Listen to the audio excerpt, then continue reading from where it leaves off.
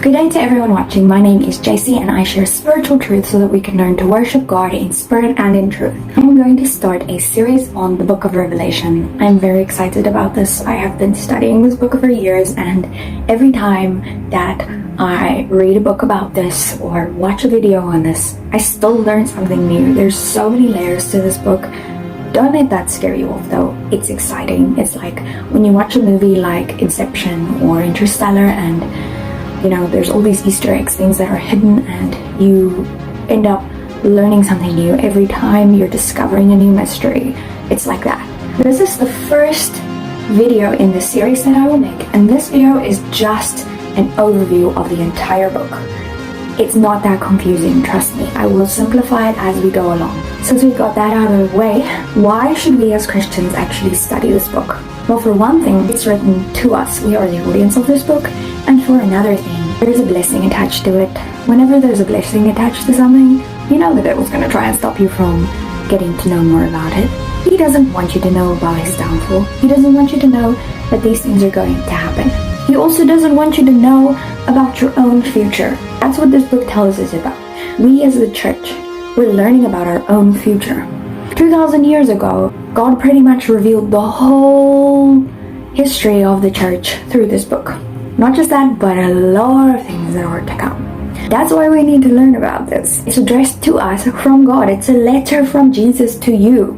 I just told you that this is a letter from Jesus to you. Like, what more reason do you need to read it than that? Like, Jesus wrote you a letter. Now, what actually happens in this book? I'm going to use the format of who, where, when, what, why, how, to explain a little bit more about what the whole picture of this book is. First, who. I already said that this book is addressed to you, the church. Okay, it might sound a little confusing at first because it's addressed to the church as a whole, but also to 7 specific churches. And when I talk about these churches, I will explain more about why this is actually the case. Okay, so that's the who it's addressed to. Now, who's it from? Who's the author? You might have heard that the disciple John is the author, and that's correct. He is the author, but he's also kind of more like just the scribe, because the actual author is Jesus. Jesus is the one that reveals everything that happens in the book of Revelation to John. We did who, now where. Where does this book take place? And there are, once again, 2 answers to this question. One, physically, Jesus appeared to John on the island of Patmos. Now, this is a Greek island, and this is where John was kept as a captive. Another where of this book is the entire earth. This is telling us what is going to happen across the entire globe in the future. Along with the where is the when. So when was John a captive on this island? We don't have the exact year, but we can narrow it down. So John was already a young man at the time when Jesus called him, probably a little younger than Jesus himself, which means that he could have lived a little bit longer. A lot of people date this to around the year 95 or 96 AD. Like I said, we can't say the exact year. But John was the last of the disciples to be alive, so there's a few decades in there that we can play around with. Another part of the when is, when does chapter 2 and 3 take place? That is the history of the church. And that went on from the time that John received the letter until now, and it's going to keep going until the time of the rapture. Okay, then we also get told about metatauta. Meta, very interesting. Sounds kind of like the metaverse if you ask me. Where did they get that name from? Metatauta in the Greek means after this. So meta is after. Now let's talk about what. What is this book actually? I already said it's a letter from Jesus to you, and it is in the format of a letter, but it's also a prophetic book. Those of you who have studied prophecy, you'll know that prophecy works in layers. And that's what makes this book so special and intriguing, is the amount of layers that it has to it. So that's the what. It's a letter and a prophetic book. It tells us what already happened, what is happening right now, and what will happen in the future. There's a quick overview of the highlights of what happens in the book. First, there's a prophecy of the history of the churches. Then, there's the rapture. Then, God's wrath is poured out on the earth once his bride is removed. Israel also turns back to God. There is also a great leader that arises to take dominion of the whole earth. This connects to the Antichrist and the beast system. The beast system rises, but the beast system also falls. Jesus returns. He sets up his own 1,000-year reign, a 1,000-year kingdom on this earth. Then Satan is released again for a short while. There is war, and finally God's judgment is executed. Right at the end, it describes eternal life and what will happen to those who choose to serve God now. I know that's just an oversimplification and I might have left out some very important details, but that's just some of the highlights. If you want to find out more highlights, then follow the rest of this series, okay?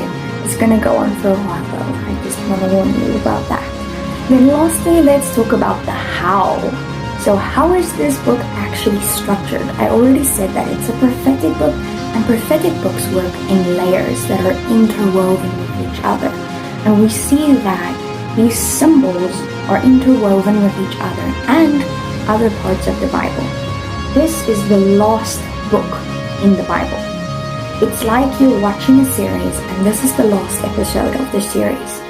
Everything that happened up to this point in the Bible is being reflected in this book. So if you come along and you're confused, like who are these characters, it's because you haven't read the rest of the Bible. That's probably why most people find it confusing. You're like, who are the elders? Who are the creatures? Who is the beast? Well, if you read the rest of the Bible, it reflects back on that. Okay, that's the first part of it. Another important aspect of the how is that it's structured according to sevens. So you've got the 7 churches, then you've got the 7 seals. The 7th seal of the 7 seals becomes the 7 trumpet judgments. The 7th trumpet judgment becomes the 7 bowl judgments. And the final bowl judgment is also special. So that is the overall structure of this book. A lot of it is also symbolic imagery, and this is symbolic imagery that's used throughout the Bible. So, for example, if you hear about seals, then that calls back an image from a different part of the Bible. If you hear about the Son of Man, that calls back an image from the prophet Daniel. So each of these symbols represent something that said something somewhere else in the Bible. And the final note on the structure of this book is that it actually mirrors Genesis. Hear me out here, okay? In the beginning, God created everything. Everything was perfect. At the end of Revelation, everything is restored and perfect. In the beginning, there is a fall. At the end, there is the restoration itself. In the beginning, there is the Tower of Babel. At the end, there is the fall of Babel or Babylon. In the beginning, there is Nimrod. At the end, there is the Antichrist. In the beginning, there is a garden.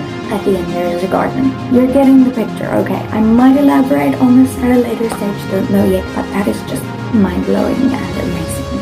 And you can probably tell that is not nearly everything that I have to say about this incredible book.